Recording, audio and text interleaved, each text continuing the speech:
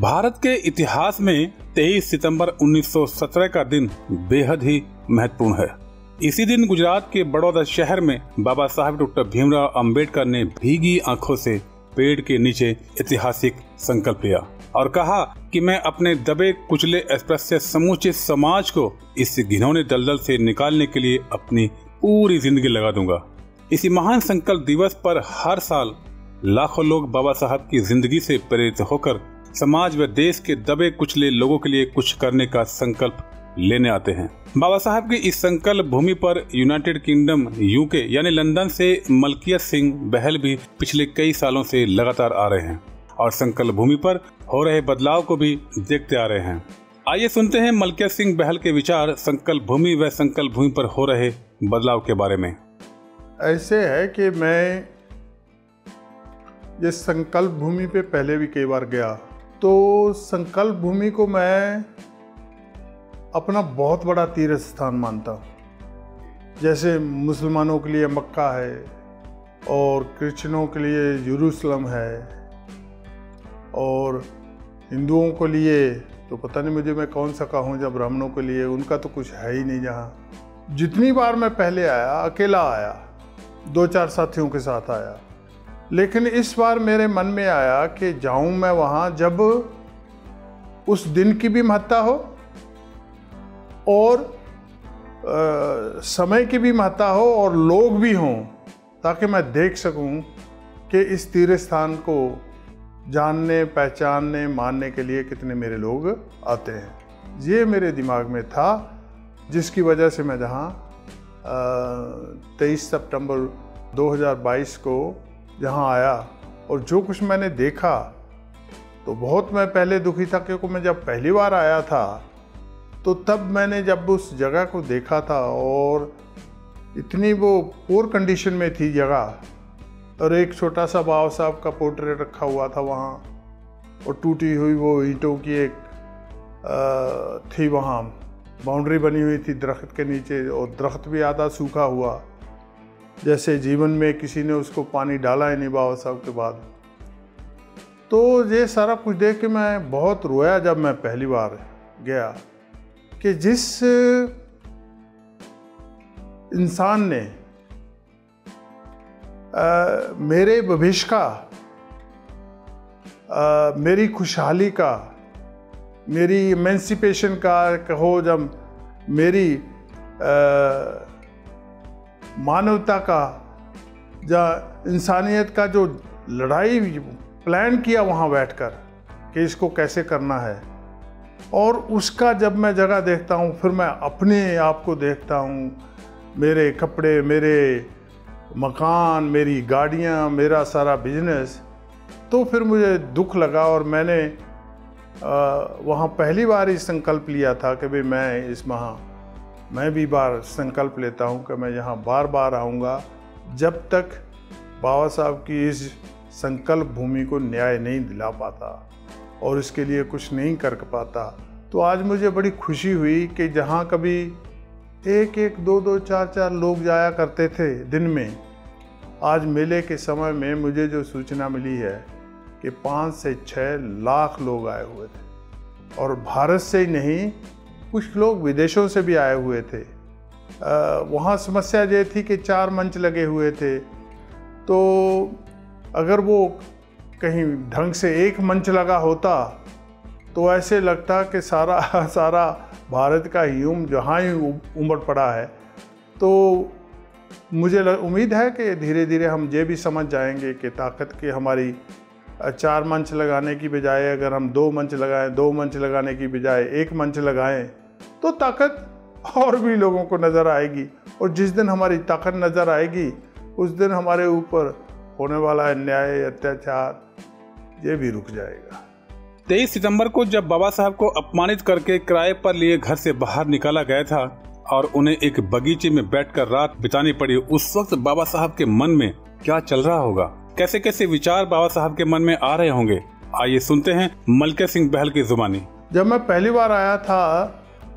अकेला ही एक साथी के साथ, तो मैंने बहुत देर वहाँ खड़ा होकर ये सोचता रहा कि भाई जहाँ जब बाबा साहब बैठे होंगे तो क्या सोच रहे होंगे, क्या वो फील कर रहे होंगे, उनके ऊपर जो उनके साथ जो अन्याय हुआ उसके बारे में क्या सोच रहे होंगे। क्योंकि उनका ये मानना था बाबा साहब अम्बेडकर का कि मेरे गुरु महात्मा ज्योतिराव फूले, महात्मा नहीं राष्ट्रपिता ज्योतिराव फूले, ये कहते थे कि भाई हमारे लोगों की ये दुर्दशा जो है को विद्या बिना मति गई, मति बिना गति गई, गति बिना बित गया, बित बिना जो शूद्र थे वो निराश और हताश हुए। लेकिन आज मेरे पास तो बहुत बड़ा ज्ञान है, मैं भारत का सबसे पढ़ा लिखा व्यक्ति हूँ और मेरे पास पैसे भी अच्छे मिल रहे हैं, जितने ऑफिस के सारे लोगों को पैसे मिल रहे हैं इतने मुझे अकेले को मिल रहे हैं। लेकिन जिस मान सम्मान की मैं उम्मीद करता था, आशा सी थी मुझे, वो तो मेरी पूरी हुई नहीं। ये भावना बाबा साहब को तंग कर रही थी कि इसके बावजूद भी आज मेरे साथ अन्याय हुआ, मेरी इंसल्ट हुई, मुझे धक्के मार के रहने की जगह नहीं मिली, धक्के मार के निकाल दिया गया, वो भी आधी रात को। तो ये सारी बाबा साहब वहाँ बैठ के विचार कर रहे थे कि भाई क्या हुआ होगा। तो बाबा साहब सोचते हैं कि भाई अगर मुझे ऐसे लगा कि बाबा साहब ने सोचा होगा कि अगर मेरा पढ़े लिखे व्यक्ति का ये हाल है और ये दशा है, तो मेरे अनपढ़ भाई बहन बच्चे बेटियां जो जहाँ नहीं आती या जिनके साथ गांव में रहती है, उनके साथ क्या अन्याय होता होगा। तो फिर उनके दिमाग में ये भी आया है कि भाई मैं अगर इस पढ़ा लिखा होकर इस चीज़ को महसूस कर रहा हूँ, आपको पता है कि बाबा साहब ने कहा था कि गुलाम को गुलामी का एहसास करा दो तो वो फिर लड़ने के लिए तैयार हो जाता। तो बाबा साहब को भी ये वहाँ बैठकर एहसास हुआ होगा कि इसका मतलब मैं आज़ाद नहीं हूँ, मैं इक्वल नहीं हूँ, मैं भारत का अभी बराबर का हिस्सेदार नहीं हूँ। तो इसके लिए मुझे क्या करना चाहिए। आपको पता है कि जब इंसान के ऊपर दुख आता है तो भगवान बुद्ध को भी अपना वो गुरु मानते थे। तो भगवान बुद्ध का ये कथन था कि दुनिया में दुख है तो दुखों के कारण हैं और कारण का निवारण है। तो ये बात भी बाबा साहब के दिमाग में घूमी होगी। तो ये फिर उन्होंने ये फैसला किया होगा कि भाई यस, आज मेरे ऊपर ये दुख का जो पहाड़ टूटा है, इस दुख का भी कोई कारण होगा और इस दुख का भी उस कारण का निवारण भी होगा। जब ये प्रतिक्रिया उनके दिमाग में घूम रही थी, चल रही थी, तो हम सब जानते हैं कि जब आदमी थोड़ी सी डीप थिंकिंग में जाता है तो उसके मन में बहुत उछल कूद होती है, पॉजिटिव नेगेटिव कई तरह के सवाल जवाब पैदा होते हैं। जैसे हम कहते हैं ना कि भाई वहाँ भगवान बुद्ध भी जब ऐसी सिचुएशन में बैठे थे और ये कहा था कि भाई जब तक दुनिया में दुखों के कारणों का, उनके निवारण का मुझे पता नहीं चल जाता, तब तक मैं इस समाधि से उठूंगा नहीं। तो ऐसे ही बाबा साहब ने भी कहा होगा कि भाई जब तक इस समस्या का मैं कैसे सॉल्यूशन कर सकता हूँ, सॉल्व कर सकता हूँ, समाधान ढूंढ सकता हूँ, तब तक मैं बैठ के जहाँ प्रयास करता हूँ तो उसके सामने भी मार आई होगी। कहा होगा कि हे अंबेडकर, तू यहाँ बैठकर क्यों अपने आप को कोस रहा, ये तो यहाँ की एक प्रथा है, तेरे साथ तो ये होना ही था क्योंकि तू छूत पैदा हुआ और आज ये जॉब नहीं तो कोई और मिल जाएगी, परेशान मत हो। तो बाबा साहब ने कहा होगा कि मुझे जॉब मिले या ना मिले इसकी परेशानी नहीं है, कि वो मेरी उम्मीद जिसके साथ मैं अमेरिका में पढ़ा और इतना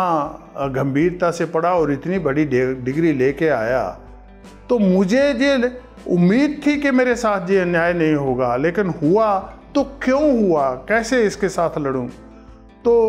मार ने फिर पूछा होगा तो लड़ेगा तो कैसे लड़ेगा। तो मार ने बाबा साहब को कहा होगा कि कौन आएगा, तेरे लोग तो अनपढ़ हैं, लाचार हैं, गरीब हैं, उनके पास तो जुबान होते हुए भी वो बोलते नहीं हैं, कान होते हुए भी कुछ सुनते नहीं हैं, आंखें होने के बावजूद भी वो देखते नहीं हैं, तो वो तेरी बात कैसे मानेंगे? तो फिर बाबा साहब ने कहा होगा कि मैं अम्बेडकर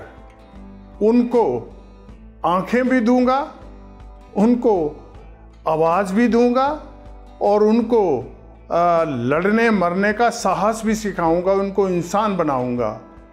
इसीलिए बाबा साहब ने ये जो मंत्र दिया हुआ है कि भाई मूक नायक पेपर का जब नाम रखने का समय आया तो बाबा साहब ने उसकी शुरुआत मूक नायक पेपर से करी। मूक नायक के मैं वो नायक जो मूक लोगों का, गूंगे बहरे लोगों का मैं आवाज़ बन के निकलूँगा, जिसके षड्यंत्र में जिसको रोकने के लिए हिंदू महासभा आरएसएस ये जो बाद में आई, ये उसकी उपज है, उसकी काउंटर है। पहले बाबा साहब ने ये किया, तो फिर भी उसके बाद मार ने ये सवाल किया होगा कि भाई वो तो बिखरे हुए हैं जातियों में, तो वो कैसे तेरे साथ आएंगे? तो बाबा साहब ने कहा होगा कि कोई बात नहीं, अगर वो बिखरे हुए हैं तो मैं उनको इकट्ठे करूंगा, एक जगह लाऊंगा, एक शक्ति बनाऊंगा और फिर उनको लड़ने के लिए तैयार करूंगा। इसी के संघर्ष में आज देख रहे हैं कि बाबा साहब के प्रयास से हम 3 कैटेगरीज में आए, एससी में आए, एसटी में आए और ओबीसी में आए।